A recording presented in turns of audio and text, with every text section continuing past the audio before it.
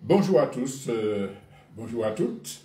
Nous nous retrouvons donc comme chaque semaine pour l'actualité nationale et faire un travail de déconstruction. Aujourd'hui, nous allons faire un thème central à partir de ce qu'on appelle de façon inappropriée fait divers qui a lieu en Martinique, mais pour parler de la question plus générale du dérèglement sociétal et mental qui affecte l'ensemble de notre peuple et l'ensemble de l'humanité en général. Souvent, je rappelle les 5 grands défis auxquels nous sommes confrontés. Nous parlons des risques de catastrophes naturelles liées au dérèglement climatique, nous parlons des crises économiques majeures, nous parlons de la guerre mondiale qui avance, nous parlons aussi de la fascisation des sociétés et nous disions que le danger peut-être le plus important, c'est celui du dérèglement sociétal et mental, parce que si il n'est pas réglé, si on ne porte pas réponse à cette problématique-là, on ne sera pas armé pour affronter les autres. Et pourquoi donc je propose de parler de cela aujourd'hui? C'est parce que ces derniers jours, nous avons été secoués en Martinique par l'hiver horrible à cette Paris, une jeune mère de famille qui tue son enfant et se suicide après. Et on en parle, ça fait grand tapage. Et malheureusement, ce n'est pas un fait isolé. Non seulement en Martinique, on a des drames comme ça importants, mais il y a 2 mois, je crois, c'était un cas analogue en Guadeloupe. Et si vous en avez la possibilité, allez taper simplement infanticide sur un moteur de recherche comme Google, vous allez voir que cela se passe au Portugal, en Australie, partout, c'est-à-dire dans le monde. Il y a toujours eu dans l'histoire des sociétés humaines des drames de cette nature-là. Mais auparavant, ils étaient un nombre limité, à tel point que ça faisait la une de tous les journaux, on en parlait partout. C'était exceptionnel, si l'on veut. Mais la difficulté à laquelle nous sommes confrontés aujourd'hui, c'est que ce phénomène-là se répand, le fait qu'il y ait des infanticides, mais pas seulement. Les violences conjugales, et, les suicides. On a vraiment les manifestations d'un dérèglement global de la société et on a une souffrance morale qui atteint l'écrasante majorité des populations à un degré ou à un autre. Donc c'est ce que je voudrais traiter. Alors c'est une question difficile, complexe, il y a beaucoup de facteurs qui interviennent et souvent, par méconnaissance, on se rabat sur des explications émotives ou de jugement moral ou idéaliste. Il fait beaucoup de mal et il faut, on n'a pas de réponse et le fait qu'on n'ait pas de réponse fait que le phénomène s'aggrave puisqu'on ne comprend pas ce qui se passe autour de soi, on ne comprend pas la violence des rapports au sein de la famille, avec son frère, ses voisins, et puis tous ces crimes autour de nous, sans parler des guerres, des conflits mondiaux, de ce qu'on entend dans les médias, des gangs qui massacrent en Haïti, pas seulement en Haïti, on diabolise les peuples noirs, mais le phénomène des gangs dans les pays d'Europe du Nord, soi-disant très avancés, comme les Pays-Bas, la Suède, ce phénomène-là, donc, se répand. Donc, il y a un phénomène d'aggravation, puisqu'on n'a pas de réponse, on a ça autour de soi, et évidemment, ça réagit sur chacun à un niveau à un autre, dépression, stress, angoisse, violence qui se développe chez soi-même parce qu'on ne comprend pas, etc. Alors, le problème, c'est que, justement, il y a des explications scientifiques, il y a des sciences humaines qui permettent de comprendre ces phénomènes-là, leur aggravation notamment. Nous parlons de la psychologie, de la psychiatrie, de la sociologie, de l'anthropologie.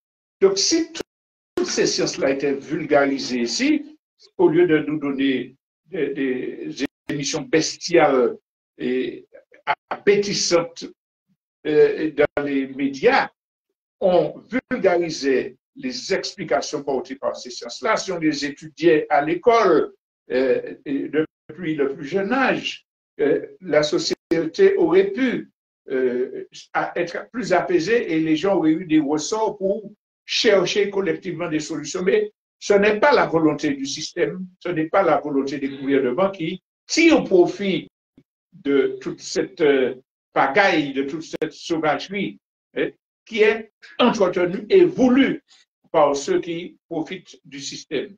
Donc, on ne va pas donner ces explications. Alors, on comprend là, encore une fois, que c'est à nous, au peuple, aux gens qui veulent réellement aider à l'émancipation de leur propre peuple et de l'humanité en général, de vulgariser les explications, de pousser les gens à comprendre, à faire une pause, à dire mais pourquoi? Il y a des réponses. Si on ne fait pas ça, eh bien, le phénomène va continuer à s'aggraver. Les violences seront de plus en plus prégnantes, de plus en plus répandues, de plus en plus fortes.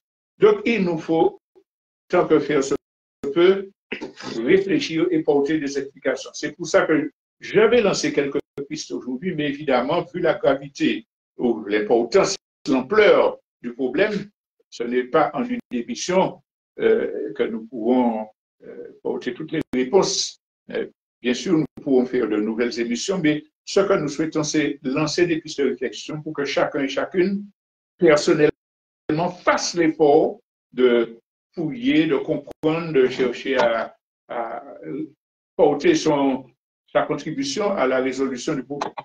Alors, qu'est-ce que nous enseignent les sciences que j'ai énumérées tout à l'heure, les sciences humaines en général, concernant ces phénomènes de dérèglements mentaux, de violence? Qu'est-ce qu'elles nous enseignent? Alors, elles nous enseignent deux choses principalement. C'est que la nature humaine, dans son histoire, dans son origine, dans son parcours, prédispose tant aux dérives qu'à l'harmonie. Ça veut dire que la nature humaine part du monde animal. On commence à le savoir. L'espèce, les premiers bipèdes, les premiers hommes, Homo sapiens, Homo habilis, etc., on apprend ça préhistoire en 6e. Eh bien, ces gens-là vivaient et avaient des comportements qui sont ceux du monde animal. On vit en groupe, on se bat pour sa nourriture, on a des gènes qui produisent l'agressivité et qui sont indispensables à la survie. L'agressivité dans le monde primaire est indispensable à la survie. Il faut se défendre. Et si on n'a pas ces gènes d'agressivité, si on est dans l'apathie, ben, on se fait manger par le plus fort. C'est ce qu'on appelle, peut-être de façon inappropriée, la loi de la jungle. Donc, c'est un premier élément. On a cette base-là qui reste en soi. Et les gènes de l'agressivité sont peut-être étouffés par le fait que petit à petit, l'homme se socialise. C'est la construction de civilisations primitives qui montre aux êtres humains l'intérêt qu'ils s'organisent, qu'ils partagent les ressources. Et quand on est moins nombreux, on ne peut pas se battre contre des mammouths, etc. Donc, la socialisation, la construction de civilisation fait que des communautés adoptent des règles qui sont favorables à l'ensemble. Le partage de la nourriture. Dans toutes les communautés primitives, on a des aspects éminemment positifs qui font que l'intérêt du collectif est privilégié par rapport à l'intérêt individuel. Ça, c'est notre base. Donc, on sort du règne animal, on crée des communautés, des civilisations qui sont basées sur la solidarité. Et au fur et à mesure, ces civilisations portent des réponses aux problèmes auxquels le groupe est confronté. C'est ce qui fait que, par exemple, on aura des décisions qui concernent les femmes qui auront un certain rôle, les hommes qui auront un autre rôle. C'est ce qui va faire que les sages auront autorité sur les enfants, qu'il y aura des rites de passage obligés entre l'enfance et l'âge adulte, qui vont permettre qu'on ait le droit de procréer, qu'on ait le droit de partir à la chasse. Donc, il y a des règles qui, aujourd'hui, nous paraissent excessives, mais qui étaient indispensables dans le contexte de l'époque. Donc, on a ces civilisations basées sur la solidarité et sur l'intérêt du groupe. Cela change fondamentalement avec l'apparition de la civilisation bourgeoise occidentale. Je vais y revenir. Mais l'aspect sur lequel je veux insister, c'est que chaque être humain reste les gènes d'agressivité, reste les dispositions à agir d'une façon ou d'une autre. Et ce qui fait, c'est le deuxième élément auquel je veux faire allusion, ce qui fait qu'il y a des évolutions, des transformations, des gens qui abandonnent l'intérêt du groupe pour privilégier un intérêt individuel, c'est le changement de l'environnement, c'est le changement des conditions de vie du groupe. Et donc, les nouvelles civilisations qui se détachent des premières, qui se caractérisaient par quoi? Par, j'ai dit la solidarité, mais surtout par l'harmonie avec l'ensemble du vivant. Vous prenez toutes les communautés primitives que vous voulez, vous allez y retrouver sous les formes de religion, mais sous les formes des pratiques culturelles, une symbiose acceptée, pensée, voulue avec l'environnement. On respecte l'arbre, on respecte le vent, on prie le soleil, on évite de tuer des animaux si ce n'est pas pour se nourrir. Il y a un respect du vivant. Il y a une autorégulation, comme si ça se fait aujourd'hui dans le règne animal, etc., les insectes. Bon, le fait que l'harmonie de tout le vivant, c'est la base des premières civilisations, fait qu'on n'a pas autant de dérives, de dérèglements, de dérapages. Alors, je pense par exemple aux Kalinago qui habitaient la Caraïbe, notre île, avant l'arrivée des Européens. Il y avait évidemment des gens qui ne respectaient pas les règles sociales. Le groupe se réunissait et la punition première, c'était de l'exclure ou l'évicter parti, banni du groupe. Alors évidemment, la personne ne pouvait pas survivre longtemps. Et toujours chez les Kalinago, s'il y avait récidive, la personne attaquait le groupe, à ce moment-là, il y avait mise à mort. Il y avait anéantissement du danger qui pesait sur l'ensemble du groupe. Et ça veut dire que même quand il y avait des sanctions dures contre quelqu'un qui dérapait, ce qui était mis en avant, c'était l'intérêt du groupe, la survie du groupe. Le grand bond qui se passe, c'est avec l'apparition de la bourgeoisie qui, si vous voulez, il y avait déjà des classes dominantes, des seigneurs féodaux qui défendaient leurs intérêts, qui assassinaient les paysans, etc. Mais les communautés de base, la population, elle, vivait sur des bases communautaires, elle était opprimée, mais elle n'acceptait pas les règles, l'idéologie de la classe supérieure. Et c'est par la violence brute que, je parle des féodaux, des seigneurs féodaux, que la société restait sous domination. Avec l'apparition de la bourgeoisie, des capitalistes, on a une transformation fondamentale qui se fait.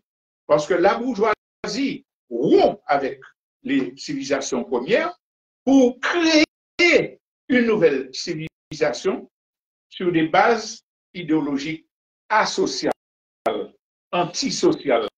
C'est mon intérêt, l'intérêt de mon argent qui est placé, qui doit revenir. C'est ça, et qui nie tout au long de son histoire, ce sera de plus en plus prégnant, qui nie tout ce qui peut être solidarité. Alors, je ne suis pas sûr, on est obligé de raccourcir l'histoire, je passe sur des exemples relativement modernes. Un exemple qui est particulièrement intéressant, c'est la coupure entre les jeunes générations, les enfants, et puis le monde adulte, qui a lieu aujourd'hui. Tout le monde se plaint, les enfants ne respectent pas les valeurs, il n'y a plus de respect pour les parents, les ancêtres, etc. Et on accuse les enfants, la jeunesse. Mais c'est le résultat d'une politique voulue, orchestrée par la bourgeoisie. Je vous ramène dans les années 80, où la société de consommation commence à devenir particulièrement évasive. Il s'agit de vendre. Il s'agit de faire que chacun achète, consomme. Les rapports sociaux qui précédaient cette période-là gênent le travail de la bourgeoisie, gênent l'intérêt des classes des capitalistes, disons. Parce que le papa a le droit de dire, tu ne fais pas ça. Non, tu n'auras pas ça. Alors, revenez en arrière avec quoi, à partir des années 80, il y a une campagne massive qui est faite dans les écoles, dans les médias, partout, pour dire l'enfant, c'est un individu, une personne dont on doit respecter les intérêts, etc. Et ça dépasse l'autorité parentale. Les parents, les maîtres d'école, il y avait des abus, on est d'accord sur ça. Les maîtres d'école, les parents n'ont plus d'autorité sur leurs enfants. Me viennent à l'esprit rapidement deux exemples que j'ai peut-être déjà cités ici. Je pense à cet avocat qui était venu expliquer dans une école de parents, pour ne rien vous cacher, il est aujourd'hui maire de cet esprit, qui était venu expliquer à une école de parents, si vous entrez dans la chambre de votre enfant, sans avoir frappé, sans avoir, etc., vous violez son intimité, il peut porter plainte contre vous. Mais si la gendarmerie trouve votre enfant dans un trafic de drogue, vient fouiller sa chambre et trouve des joints dans son tiroir, c'est vous qui êtes responsable pénalement. Les parents étaient montés. Enfin, ils ne comprenaient pas. C'est ça une image du travail fait au point de vue de la loi, au point de vue des médias. Et le deuxième exemple auquel je fais allusion, c'est une émission qui passe un mercredi après-midi, surprise, quelque chose comme ça, j'oublie le nom exact, où le plateau invite quelqu'un et lui fait une surprise. Alors parfois, c'est quelqu'un qu'il avait perdu de vue, alors, ça c'est bien, il le retrouve, ah oui, etc. Mais ce jour-là, entre des émissions destinées aux enfants, ce jour-là, la surprise, c'est quoi? Une dame invitée. Et elle arrive, elle voit sa fille de 13 ans habillée en Lolita. Vous savez, les petites jupes courtes, très sexy. Regardez Lolita sur les boutons d'Internet, à quoi ça cause. Alors la dame monte sur ses grands chevaux, elle dit, mais c'est pas possible, mais je n'autorise pas ma fille, etc. Et le plateau, dans son ensemble, y compris l'animatrice, culpabilise, tombe sur le dos, comme on dit chez nous, de la dame, en lui disant qu'elle ne respecte pas la liberté, le choix, etc., etc. Alors, la dame furieuse prend son enfant, la prend par le bras et part. Alors, évidemment, c'est la coupable. Quand on a vu ça, tout le monde criminalise le parent en question, et tous les enfants qui ont regardé l'émission sont dressés contre leurs parents. Tu ne dois pas m'empêcher de faire ce que ce sont deux exemples qui me viennent comme ça, mais c'est dans tous les aspects, dans les médias, dans les livres scolaires de plus en plus, où on détourne le besoin de liberté, le besoin de pédagogie qui est nécessaire à développer, mais de façon sérieuse, en respectant l'autorité des parents, en respectant l'intérêt des enfants. On détourne cela pour faire des enfants des consommateurs. Et tous les enfants qui sont dans ce moule-là vont venir, maman, je veux ça. Et puis si vous n'achetez pas ça dans le supermarché, il fait une scène, les gens vous regardent avec des gros yeux parce que vous brimez votre enfant. Je veux insister sur cela pour dire que ne culpabilisons ni les enfants ni les parents, prenons conscience qu'il s'agit d'un travail pensé, organisé par des publicistes, par des maîtres, des experts de communication, pour casser les liens sociaux entre parents et enfants et faire de chacun un individu particulier qui consomme, qui a la liberté de consommer. Pardon, tu voulais ajouter? On va faire une pause tout à l'heure. On va faire une pause tout à l'heure. Donc, cet aspect-là est important, c'est que nous ne devons pas nous culpabiliser, mais comprendre qu'il y a un travail fait par les appareils médiatiques, par les classes qui ont intérêt à développer le capitalisme et le consumérisme pour casser les liens sociaux. Alors, quand les liens sont ainsi cassés, on assiste à une aggravation des problèmes parce qu'on n'a pas de repère. Il n'y a pas de rythme adulte et enfant adulte, il n'y a pas d'autorité, il n'y a pas de loi qui s'impose à tous, acceptée par tous. Il y a une volonté d'individualiser les gens dans tous les domaines.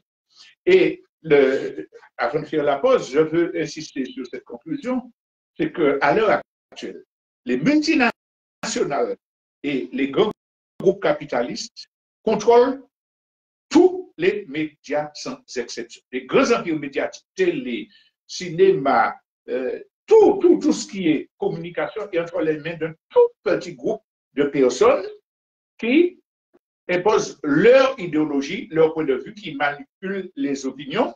Et à cela viennent s'ajouter ce qu'on appelle les réseaux sociaux qui détruisent tous les rapports humains, toutes les valeurs humaines. Je vais en parler après la pause. Donc, nous passons à cette petite virgule musicale. On est prêt?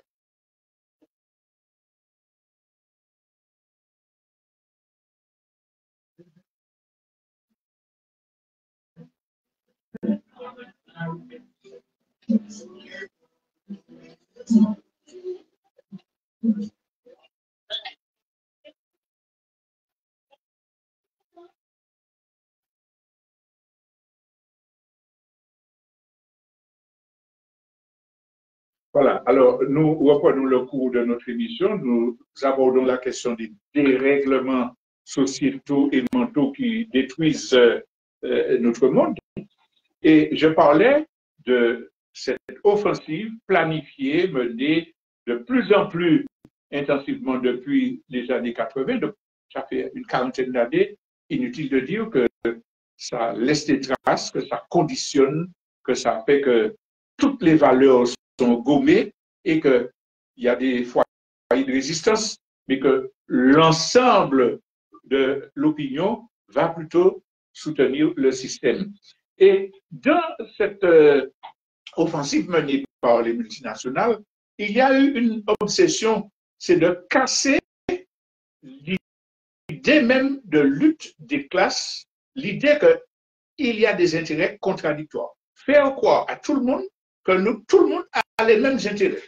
Tout le monde peut devenir grand chef d'entreprise s'il ose entreprendre. Tout le monde peut devenir riche s'il arrive à devenir champion de football ou Miss Martinique ou Miss etc.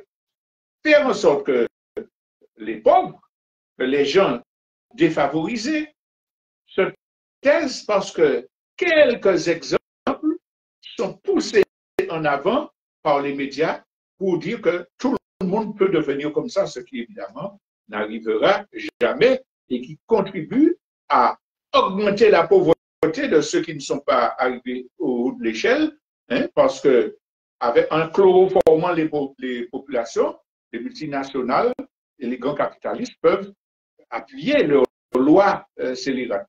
Je prends encore un exemple sur cette histoire de casser les luttes de classe. Aujourd'hui, tout le monde est puissant. Tout le monde croit qu'il peut dire ce qu'il peut libre. On voit des milliers de YouTubeurs, de TikTokers, bref, qui font leurs vidéos et qui parlent avec autorité. Alors c'est assez amusant que parfois les titres ont plein de d'orthographe parce que c'est des gens qui n'ont pas forcément pu arriver à l'instruction. Mais tout le monde donne son point de vue sur X, sur Y. Alors, d'une part, il y a des dangers. Vous regardez, vous ouvrez la page YouTube, vous faites l'expérience, tout peut être là, et ne marchez pas si vous avez plus de 70 ans, faites ceci. Tout le monde donne des solutions à tout. On est médecin, ce qui fait qu'on ouvre la porte à des maladies, à des dangers, à des accidents, parce qu'on a donné à l'illusion que tout le monde est libre, que tout le monde peut parler. Tout le monde peut parler à condition de dire des bêtises, à condition de ne pas attaquer le système. Autrement, le compte est bloqué. Et puis quelques-uns qui réussissent, vous avez entendu parler des influenceurs et des influenceuses qui viennent faire le bobo, la bébelle régulièrement. Ah, j'ai 500 000 followers. Followers, on me suit. Je suis un suivi, je suis un mouton de Daniel. Non, oui. 500 000 followers. Oui. Alors, regardez, je mets cette poudre-là, là, voilà. Ça améliore le teint de mon visage. Oui, voilà. Et on peut la vendre, etc. Et puis, cette poudre-là a de l'argent. Mais tous les gens qui vont acheter le produit, qui suivent les conseils de l'influenceur ou de l'influenceuse, vont enrichir l'entreprise qui paie cette influenceuse. Dépense son argent dans des choses pampreluches, comme on dit chez nous, des choses inutiles, pour se plaindre après de la vie chère. Mais enfin, parce que le système a voulu présenter des voies de garage aux gens pour oublier la lutte de classe. Et puis alors, après, quand ils vont venir avec leurs représentants dire que les syndicats ne servent à rien, il ne faut pas faire une politique, l'idéologie ne sert à rien, les followers vont suivre le message des multinationales et des capitalistes donnés par les gens qu'ils paient. Alors, ce système, qui est un système de totalitarisme, total de fascisme, il faut en prendre garde parce que, d'une part, on a vu que économiquement ça nous a servi, mais politiquement, il induit au fascisme. Vous avez tous entendu parler de Elon Musk. C'est lui qui est le plus riche, celui qui contrôle le plus et qui s'est allié avec Donald Trump qui va prendre des lois pour favoriser encore sa mainmise. Eh bien, son but, c'est de faire la population être vraiment au bas de l'échelle, au service des multinationales, déculturées, et puis qui suit les modèles qu'on lui donne.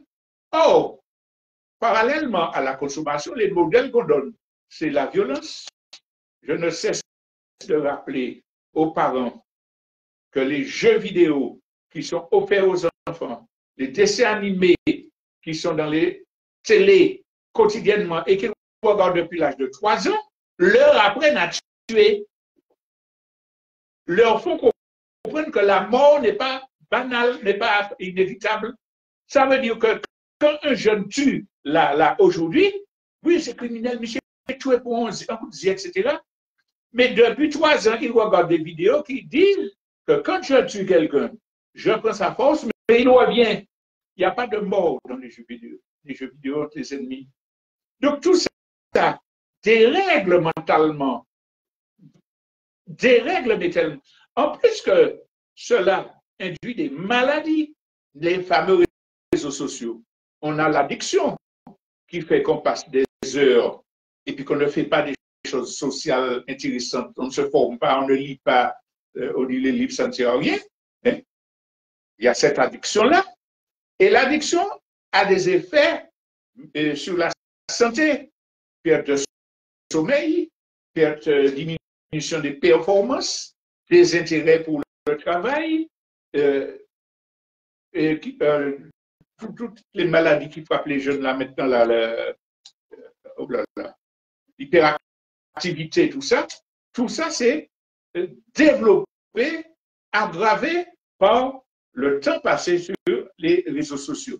Alors, il y a ces maladies, il y a le conditionnement politique dont on a parlé, il y a le fascisme, puisque à n'importe quel moment, dès qu'on dit une chose contraire au système, son compte est bloqué. Nous avons beaucoup de militants qui ont connu cette expérience-là pour avoir publié un article sur l'empoisonnement au chlordécone, compte bloqué pour 15 jours, etc. Et puis, ça remplace la pseudo-démocratie représentative qui existait parce que il y avait des limites à la démocratie représentative bourgeoise, puisqu'il fallait de l'argent, il fallait un certain nombre de conditions pour pouvoir accéder. Mais malgré tout, quelques éléments de progrès pouvaient arriver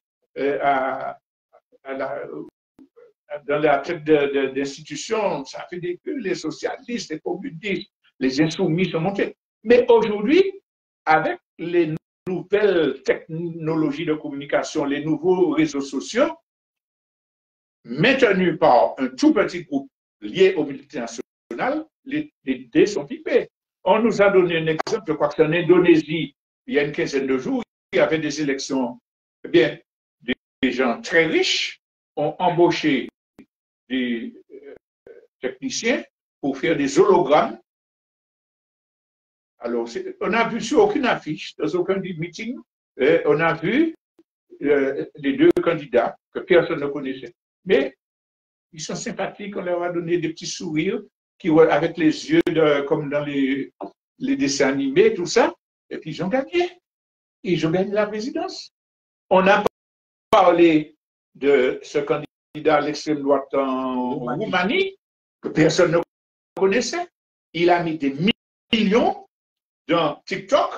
Il est arrivé au premier tour. Donc, il n'y a plus de semblant de démocratie représentative, il y a la démocratie des riches.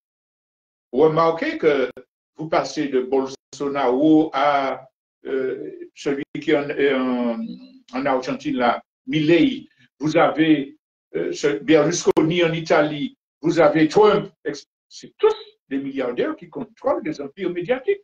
Donc, cette pseudo-démocratie ne s'embarrasse plus de paravent. C'est lié aux réseaux sociaux et aux empires médiatiques.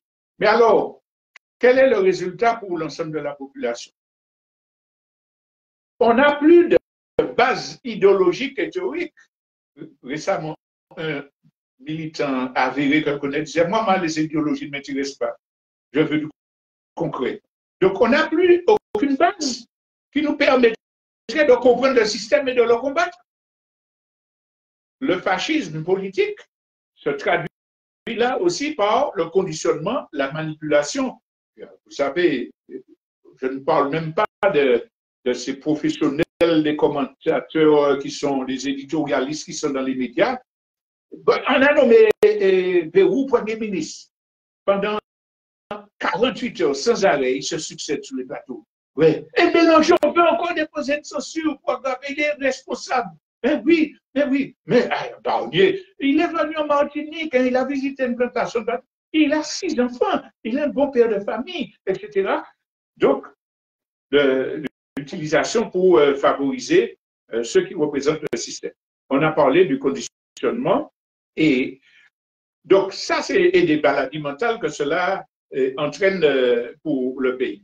Alors, je veux dire un dernier aspect qui explique le dérèglement mental et le sociétal qui est universel.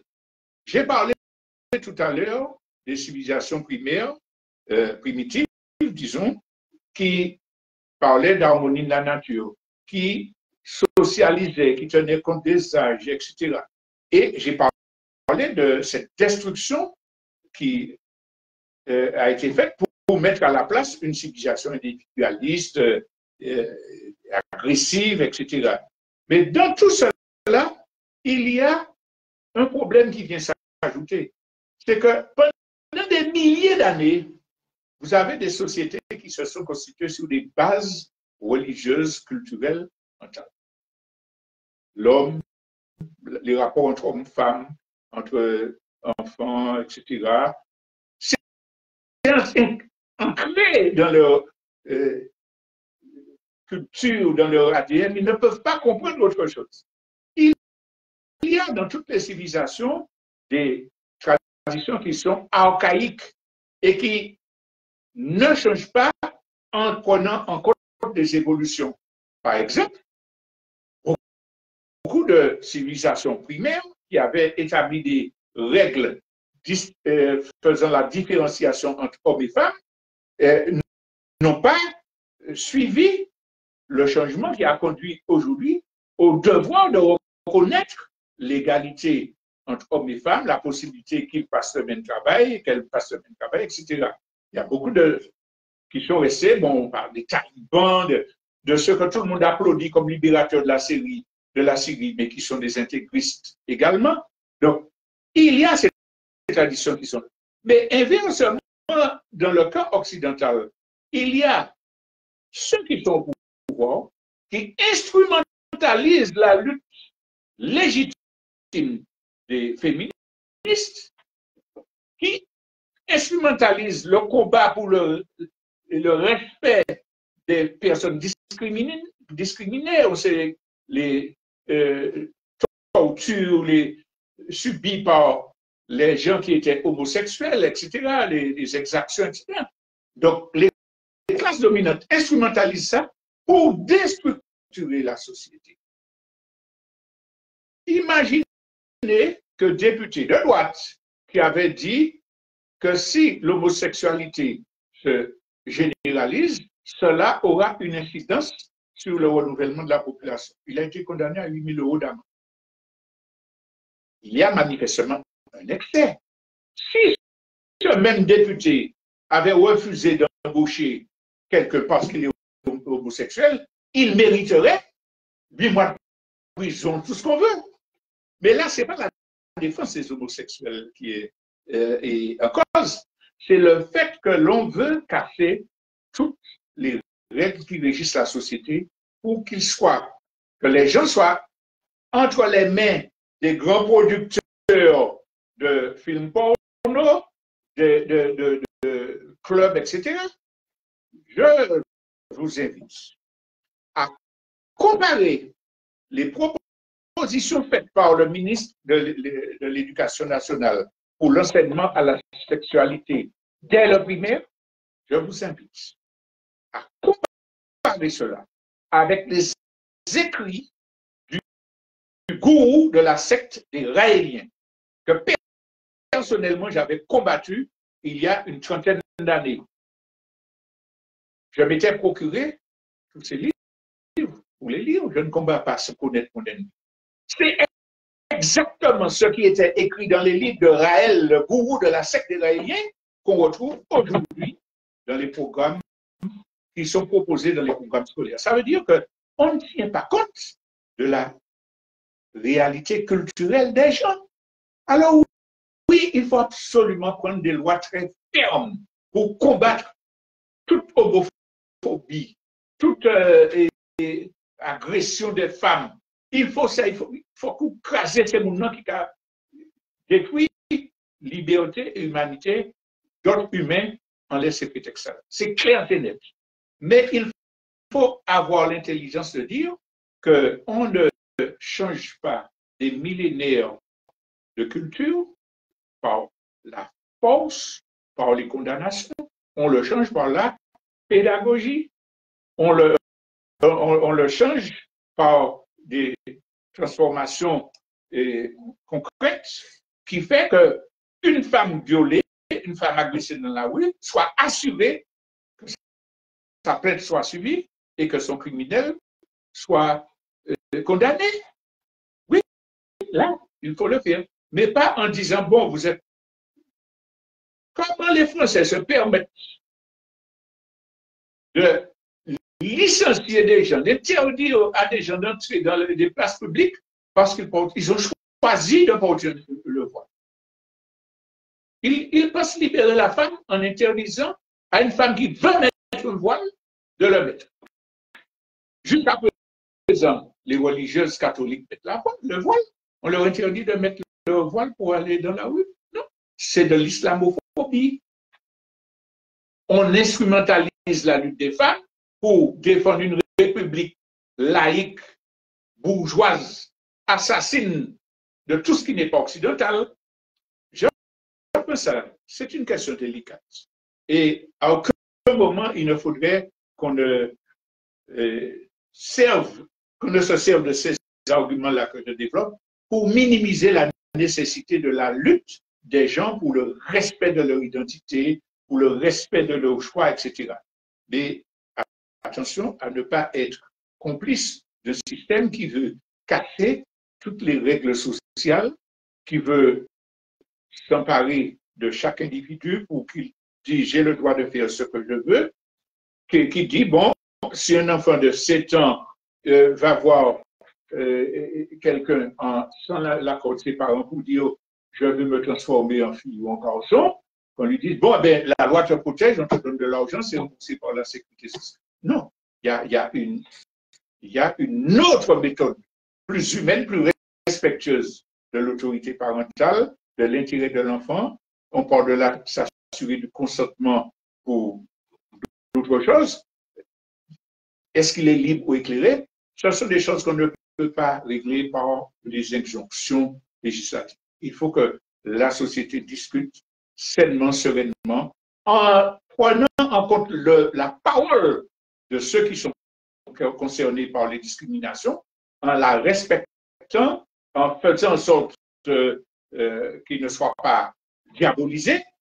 Mais tout cela participe, et c'est ce que je voudrais que chacun comprenne, d'une volonté des multinationales et des grands capitalistes de détruire toutes les sociétés qui garantissaient un pouvoir au peuple, une harmonie au sein des peuples, pour avoir à leurs pieds des marionnettes manipulables, jetables quand on en a pas besoin, et consommant tout ce qu'on peut vendre de bien ou de mal. Donc, résumé sur tout cela, nous y reviendrons. Le dérèglement mental généralisé auquel nous assistons, les destructions sociétales que nous vivons, ne sont pas le fruit du hasard. En interdisant nous de criminaliser les gens qui en sont victimes,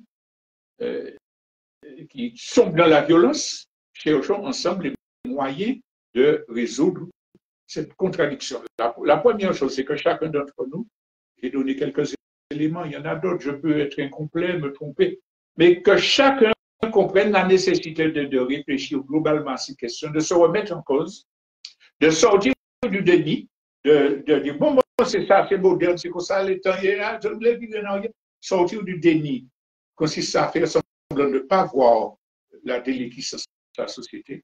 Et puis à partir de cela, prendre la décision de porter sa contribution au changement, à la pacification, à la réhumanisation d'abord chez soi-même, en luttant contre ces travers. Et tant qu'on n'aura pas pris cette décision-là, rien ne va changer. Vous n'arrivez pas à faire quelqu'un arrêter de fumer si lui ne dit pas j'arrête de fumer. Vous n'arrivez jamais à faire sortir quelqu'un de la dépendance du crack si la personne dit je veux sortir de la dépendance. Si elle ne dit pas je veux sortir de la dépendance du crack et faire tout ce qu'il faut faire. Donc la première chose, c'est notre décision de reconquérir notre libre arbitre et puis à partir de cela, comprendre qu'on nous a appris à ne pas étudier, à ne pas comprendre, à ne pas réfléchir. Jetons-nous dans la réflexion, dans la lecture, dans l'étude. Obligeons-nous à retisser les liens sociaux, à surmonter les contradictions parce que nous avons compris d'où elles viennent pour dire, bon, comment je vais gérer les contradictions avec mon voisin, avec mes enfants, sur des bases plus pédagogiques, plus humaines, et comment je vais me contraindre à sortir de l'addiction des réseaux sociaux pour m'obliger donc à avoir des activités différentes, sportives, randonnées. Il y a beaucoup de gens qui le font. Mais il y a une lutte entre l'attrait de la dépendance et la liberté donnée à travers d'autres activités. Eh bien, il faut se poser. Je finis en faisant une petite pique pour des camarades qui sont conscients de cela. Et je dis à chacun, calculez le nombre de temps que nous passons sur les réseaux sociaux. Alors moi, je suis en bonne posture parce que je n'ai pas WhatsApp et tout ça, mais j'ai des camarades qui regardent et qui trient et qui me disent ce qui est important. Mais eux, ils se sacrifient parce qu'ils lisent tout, en fait, beaucoup, et ils trient pour me dire ce qui est intéressant. Mais même en faisant ce tri-là, calculons les priorités que nous donnons à nos activités et vraiment, c'est un combat déterminant parce que ce sera ma dernière phrase. Si nous ne réglons pas le problème du dérèglement mental et sociétal qui pèse sur notre société et sur le monde en général, nous serons totalement incapables de faire quoi que ce soit pour lutter ensemble contre les catastrophes climatiques, les crises économiques, les guerres mondiales, etc. Voilà, donc je vous remercie de votre attention. Je suis conscient que c'était une problématique difficile à traiter, que je suis nécessairement incomplet et nous aurons l'occasion de revenir sur cette question et je compte sur vous pour alimenter le débat, notamment dans la partie interactive en appelant au 03 14 03.